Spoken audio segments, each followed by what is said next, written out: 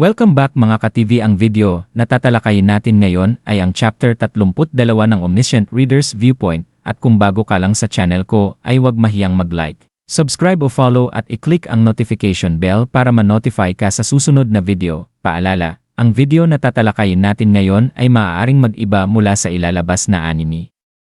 Hindi ko inaangkin ang mga drawing o anumang materyales na ipapakita. Ang layunin ko ay magpakita ng suporta at magbigay ng impormasyon tungkol dito. Ang lahat ng kredito ay nananatili sa mga orihinal na may-ari. Maraming salamat. Si Lee Hyun-sung ay bahagyang nakapikit habang nakaupo, tila isang sundalong nakaduty kahit na inaantok na. Ang tindig niya ay matigas pa rin, parang handang tumayo anumang oras. Isa itong eksenang madaling mailarawan sa Ways of Survival na parabang naisulat na ito noon pa man. Marahil may linyang nagsasabing hindi alam ni Lee Hyun-sung kung ano ang mangyayari sa kanya sa araw na yon na nakatayo siya sa gilid ng isang mahalagang pagbabago sa kanyang buhay. Nang tawagin ko siya, napakurap siya at agad na nagising, bahagyang nahihiya habang inaamin na nakatulog siya sandali. Tinanong pa niya kung nakapagpahinga ba ako ng maayos. Sinabi kong ayos lang ako, ngunit hindi ko pinalampas ang pagkakataon. Binanggit ko ang narinig kong sinasabi niya sa kanyang pagtulog tungkol sa pagiging second-class soldier Lee Hyun-sung. Agad siyang namula.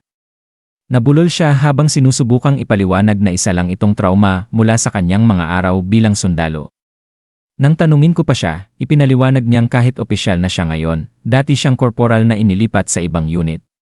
Bihira ang ganitong kaso, kaya nasabi kong marahil ay angkop siya sa buhay militar. Ngunit hindi siya nagpakita ng pagmamataas, sa halip ay napatawa siya ng mahina. Isang tawang may nakatagong kahulugan na parabang may mas malalim na dahilan. Sa totoo lang, kakaunti lamang ang tunay na nababagay sa hukbo. Kadalasan, ang mga nananatili ay yaong wala ng ibang mapuntahan, doon ako nagpasya na bahagyang itulak ang sitwasyon. Sinabi ko sa kanya na natutuwa akong nandito siya. Noong una ay hindi niya naintindihan, kaya ipinaliwanag ko na pakiramdam ko ay ligtas ako kapag siya ang nasa harap, na parang may nagpoprotekta sa akin. Simple lamang ang mga salitang iyon, ngunit malinaw ang epekto. Sandali siyang natigilan bago bahagyang ngumiti. Hindi iyon malakas o puno ng kumpiyansa, ngunit totoo at may init. Isang simpleng ngiti na nakapagbigay ng kakaibang ginhawa. Matapos ang maikling usapan, iniwan ko siya, ngunit nanatili ang iniisip ko tungkol sa kanya. Sa orihinal na ikatlong yugto ng Ways of Survival, nagkaroon ng pag-unlad ang karakter ni Lee Hyun-sung sa pamamagitan ng pagprotekta sa mga tao sa Gumho Station laban sa Cheoldo Group. Ngunit nagbago na ang mga pangyayari, si Jung Hee-won na ang kumuha ng papel na yon. Ibig sabihin, kailangan kong gumawa ng bagong paraan upang matrigger ang kanyang pag-unlad. Eksakto sa oras, lumapit sina Yoo Sang-ah, Jung Hee-won at Lee Gil-yaung. Ipinaliwanag ko sa kanila ang gagawin, ipinakita ko pa kung paano, at inutusan silang isa-isang hikayatin si Hyun-sung. Natural lang na nagtaka sila. Tinanong ni Yoo Sang-ah kung bakit ito kailangan, ngunit alam ko na ang sagot. Lumabas ang mensahe ng sistema, nagsisimula ng makaramdam ng responsibilidad si Lee Hyun-sung. Iyon ang susi. Kung wala iyon, hindi mag-evolve ang kanyang attribute. Habang nakikita ko siyang inosenteng naglilinis ng kanyang kalasad, hindi niya alam ang nangyayari, muli kong napagtanto kung gaano unfair ang Omniscient Reader's Viewpoint. Ang mga karakter ay maaaring gabayan at impluwensyahan sa pamamagitan ng pag-unawa sa kanila. Ipinaliwanag ko sa kanila na gusto ko lang siyang tulungan. Agad na sumang-ayon si Yoo Sang-ah at inihalintulad pa ito sa pagbibigay lakas sa pamamagitan ng papuri. Si Jung Hee-won naman ay nagduda at tinanong pa kung ang sponsor ko ba ay parang one-eyed fortune teller. Saglit akong napaisip, ngunit sinabi ko na lang na mayroon akong espesyal na kakayahan na nakakaunawa ng mga tao. Hindi na siya nagtanong pa, kahit halatang may pag-aalinlangan.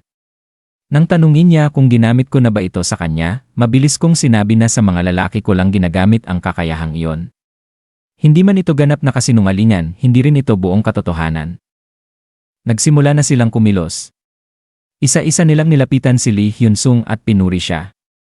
May ilan na awkward, may ilan na sobra, ngunit epektibo pa rin. Inihalintulad siya ni Jung Hee-won sa isang matibay na pine tree na agad niyang tinanggap. Pinuri siya ni Yoo Sang-ah bilang isang matuwid na tao, at kahit itinanggi niya, halatang natuwa siya. Si Lee Gil-yaung naman ay diretsahang pinuri ang kanyang mga kalamnan.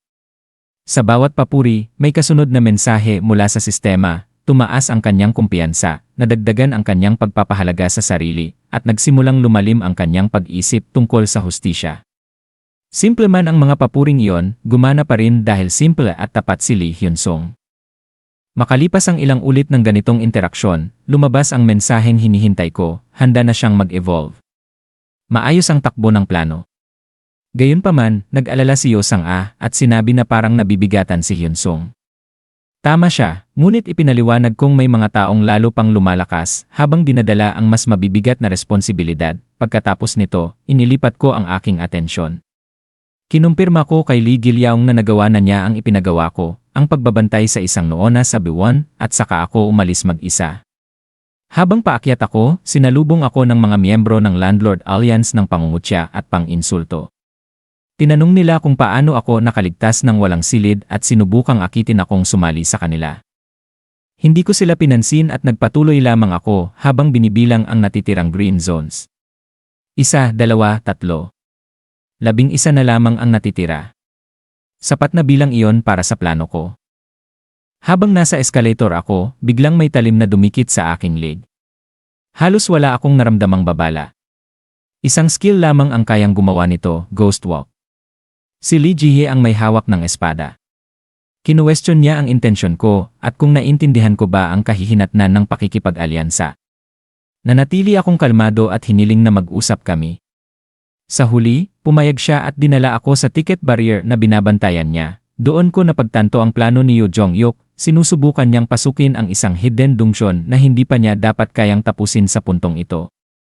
Delikado yon. Kaya humingi ako ng tulong kay Lee Ji-hye upang pabagsakin ang grupo ni Gong Pil-du sa araw ding iyon. Nagduda siya at hindi naniwala sa kakayahan ko, ngunit hindi ako matras. Ipinamukha ko sa kanya ang katotohanan, ang batang namatay, ang mga desisyon ni Yoo Jong-hyuk, at maging ang sarili niyang nakaraan kung saan napilitan siyang pumatay ng kaibigan. Malalim ang tama nito sa kanya, sa huli, natanong niya kung may maliligtas ba kung tutulungan niya ako. Sinabi kong hindi lahat, ngunit may ilan. Sapat na yon. Kahit nagdadalawang isip, pumayag siya.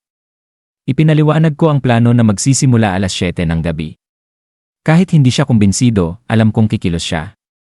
Isa siya sa mga pinili ng Duke of Loyalty and Warfare. Habang natatapos ang lahat ng paghahanda, tila natuwa pa ang mga constellation sa nangyayari at nagbigay ng mga coin bilang suporta. Kumpleto na ang lahat. Ang natitira na lamang ay kung magtatagumpay ba ang plano o tuluyang babagsak. At diyan nagtatapos ang Kabanata 32 ng Omniscient Reader's Viewpoint. Nagustuhan niyo ba? Mag-comment na sa baba mga ka-TV. Hanggang sa susunod, paalam.